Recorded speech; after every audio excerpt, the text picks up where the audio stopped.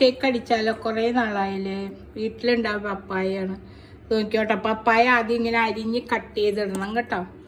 ഒന്ന് തണുപ്പിക്കണം, നന്നായിരിക്കും. കട്ട് ചെയ്തിട്ട് ഫ്രിഡ്ജിലൊരു 15 മിനിറ്റ് വെച്ചാൽ മതി. എന്നിട്ട് തണുത്ത് കഴിയുമ്പോഴത്തേക്കും നമ്മളതിന് വേണ്ടത് പപ്പായ, പാല്,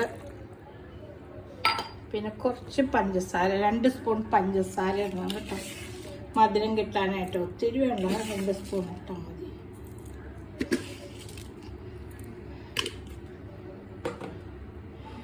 എന്നിട്ട് നമ്മൾ അടിക്കണേ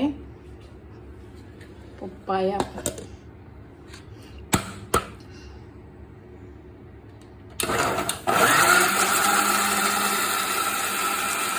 പപ്പായയുടെ ഷേക്ക് നല്ലതാണ് കുടിക്കാനായിട്ട്.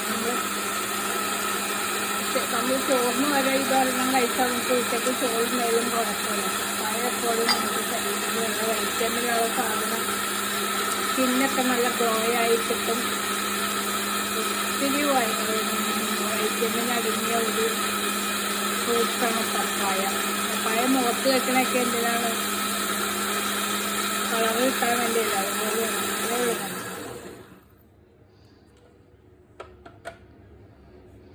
കട്ട് ചെയ്തിട്ടത്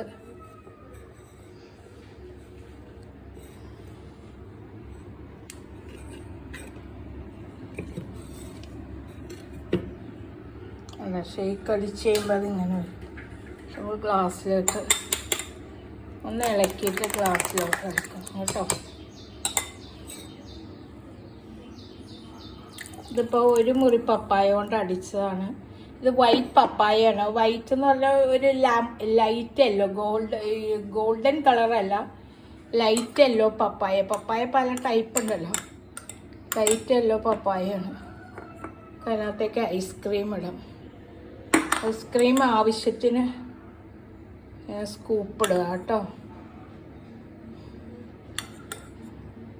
ഐസ്ക്രീം വാനിലയോ പിസ്റ്റയോ സ്ട്രോബെറിയോ ഏതാ അവരവർക്ക് ഇഷ്ടമുള്ള. എനിക്കിപ്പോൾ ഇവിടെ വാനിലയോ ഇഷ്ടം. വാനില ഇങ്ങനെ പുറത്ത് ഡെക്കറേറ്റ് ചെയ്യണം. പിന്നെ ടുട്ടിയൊക്കെ ഇടുന്നത് നല്ലതാണ്. എനിക്കത് ഇഷ്ടമല്ലാത്തതുകൊണ്ട് ഞാൻ ഇടാറില്ല. പിന്നെ കുറച്ച്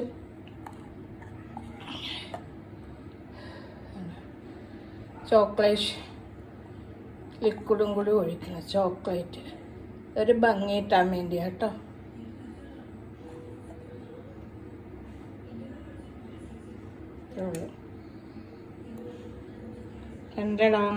ഇതാണ് പപ്പായ ഷേക്ക്. ഭയങ്കര രക്ഷയില്ല, ഭയങ്കര ടേസ്റ്റുള്ള സാധനം കേട്ടോ. എല്ലാവരും പപ്പായ വീട്ടിലുണ്ടെങ്കിൽ കളയരുത്. ഇതുപോലെ അടിച്ചു കുടിക്കണം കേട്ടോ. ഒരുപാട് ചിലർക്ക് ഇങ്ങനെ കുറേ തിന്നു കഴിയുമ്പോൾ മതി. അപ്പോൾ ബാക്കി വരുന്നത് ഇങ്ങനെ ചെയ്താൽ മതി.